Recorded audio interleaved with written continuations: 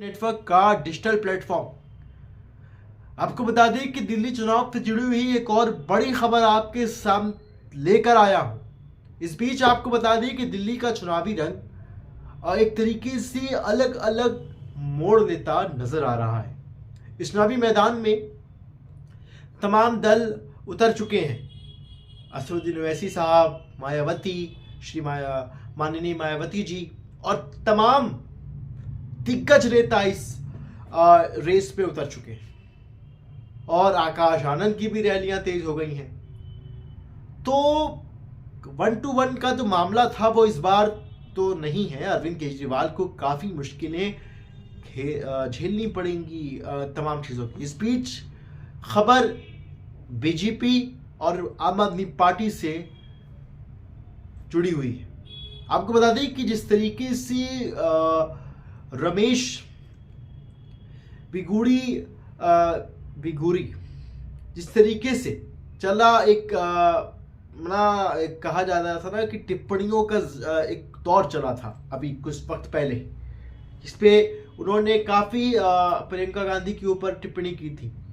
तो उन्होंने फिर से विवादित टिप्पणी कर एक और प्रक्रिया सामने आई है। क्या है वो बात, पूरी रिपोर्ट आपको एक रिपोर्ट के जरिए बताने की कोशिश करता हूं और समझाने की कोशिश करता हूं कि ये कितना महत्वपूर्ण हो गया है। रमेश, उन्होंने कहा है, भाजपा के नेता रमेश ने, कि सड़कों पर हिरनी जैसी घूम रही अतिशी। फिर विवादित बयान देकर सुर्खियों में आए रमेश। ये मामला पूरा रिपोर्ट से लिया आ रहा है। साथ ही आपको बता दें कि दिल्ली की कालकाजी सीट से बीजेपी उम्मीदवार रमेश ने एक बार फिर विवादित बयान दिया। इस बार उन्होंने दिल्ली के सीएम अपने अतिशी के ऊपर आपत्तिजनक टिप्पणी की है। इसके पहले भी टिप्पणी की थी और फिर से टिप्पणी की है। और आपको बता दें कि टिप्पणियों का जोर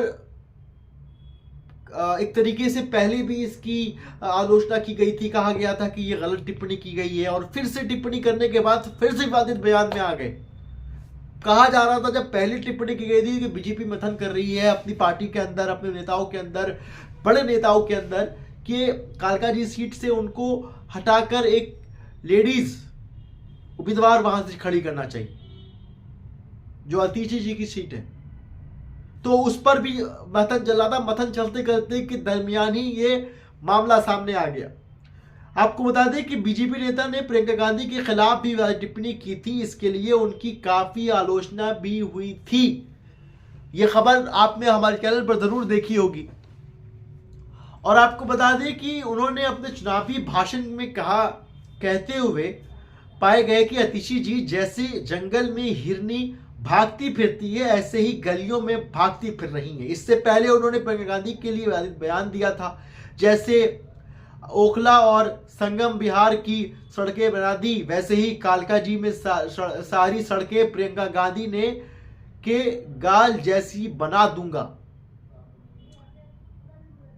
ये भी बयान सामने आया था। इस पर काफी आलोचना हुई थी। तमाम पार्टी और तमाम दल, जिस तरीके से बीजेपी नेता की तरफ से भी ये बात कही गई थी कि मंथन किया जा रहा है उनको हटाने के लिए, चीजों करने के लिए, लेकिन सरगर्मियां बढ़ती चली गई और बयान थमने के बजाय फिर से एक नया रूप ले लिया। अब आपको आगे बताते हैं एक और बड़ी खबर, एक और बड़ा मामला इसी से जुड़ा हुआ। रमेश जी ने जब टिप्पणी पहले की थी तो उन्होंने प्रियंका गांधी के ऊपर की थी और आम आदमी पार्टी के ऊपर की थी। उसके बाद काफी सुर्खियों में रहे, तमाम चैनल्स के ऊपर उनकी न्यूज चली, ये तमाम चीजें हुई। और अब आपको आगे बताते हैं कि मामला क्या। आपको बता दें कि 5 जनवरी को जो एक तरीके से रोहिणी में भाजपा की परिवर्तन रैली को संबोधित कर रहे थे, इस दौरान उन्होंने अतिशी पर तंज कसते हुए हमला बोला और उन्होंने कहा कि अतिशी ने अपने बाप बदल लिया है, वे मेलन की जगह कहीं और चली जा रही है। शीश महल का भी नाम लिया, शीश महल का भी जिक्र किया उन्होंने। उसके साथ ही आपको बता दें कि जिस तरीके से भाजपा नेता की तरफ से ये टिप्पणी की गई है, इसके पहले भी की गई थी और काफ़ी उनकी आलोचना की गई थी आतिशी के ऊपर, सीएम आतिशी के ऊपर, और अब फिर से की गई। आपको बता दें कि इसके साथ ही उस दौरान आप संयोजक और दिल्ली के पूर्व सीएम अरविंद केजरीवाल के एक्सेस पर इस विवादित बयान पर जवाब देते हुए कहा कि बीजेपी नेताओं ने बेशर्मी की सारी हदें पार कर दी हैं। बीजेपी नेता दिल्ली के सीएम को गंदी गंदी गाली दे रहे हैं। आपको बता दें कि उन्होंने अरविंद केजरीवाल ने अपनी एक्सेस के ऊपर, अपने ट्विटर हैंडल के ऊपर ये इस विवादित बयान के ऊपर बात की। आपको बता दें कि एक प्रेस कॉन्फ्रेंस भी चल रही थी कुछ दिन पहले, जिसमें झुग्गियों का जिक्र किया जा रहा था कि हमने झुग्गियों के लिए, गरीबों के लिए वहाँ मकान बनाने का वादा किया था, भाजपा ज़मीन छीनती आ रही है, ये आ रहा है, वो आ रहा है। उनको काफ़ी एक तरीके से उन्होंने आगे इस मामले में कहा था, और अब ये बयान के बाद, टिप्पणी करने के बाद ये चीज़ आगे कही गई है। तो अब देखना यही है कि विवादित बयान तो देना ठीक रहता है, उसके बाद जो एक्शन किया जाएगा वो कितना महत्वपूर्ण होगा। तो जिस तरीके से 5 फरवरी को चुनाव होने वाला है, उस चुनाव में तमाम सरगर्मियां हैं, तमाम चीज़ें हैं, तमाम दल उतर चुके हैं।